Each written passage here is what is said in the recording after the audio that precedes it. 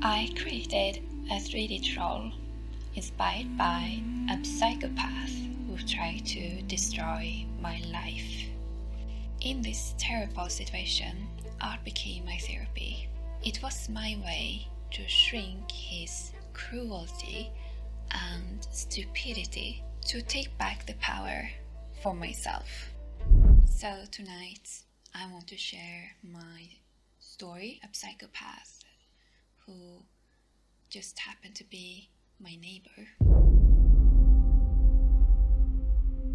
I moved from Stockholm to another town further north in Sweden, and I met a man in his 60s. He introduced himself as a disciplined former officer and a UN soldier.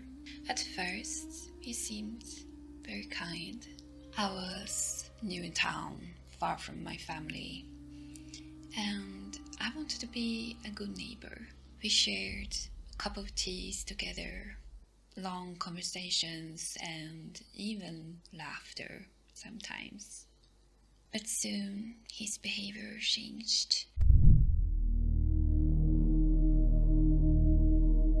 He became intrusive, sending constant messages, knocking on my door, and treating me as if I was his soulmate. When I set clear boundaries, my life turned into a nightmare.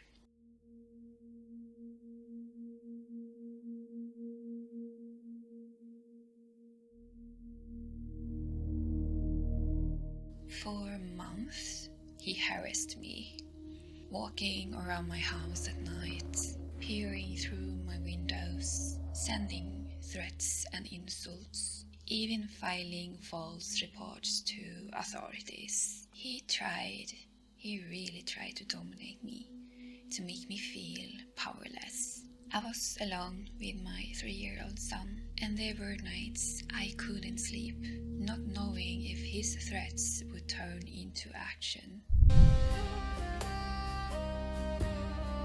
In Swedish folklore, trolls live in the dark. They pretend to be strong, or at least some trolls pretend to be strong, but they are clumsy. And some of them are very ugly and afraid of the light. They try to lure humans into their world, but in the end, they are powerless against the truth and courage. That is how I saw him. His cruelty was nothing more than a troll's trick, grotesque, pathetic, and doomed to fail. I turned to my art. In my creative space, I shrank his power.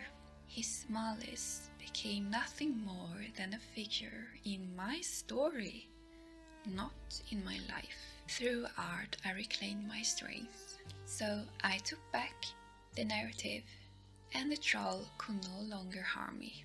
In the end, he passed away in his own home, from his own failing health. And that was how the nightmare ended for me. But the true ending is my art, my therapy, my weapon, my way of shrinking his cruelty to something powerless. I turned his malice to a troll, a grotesque figure without real power. Art therapy supported me. Today I realized it was a therapy to create that troll. It wasn't meant to show it publicly. It was meant for me only.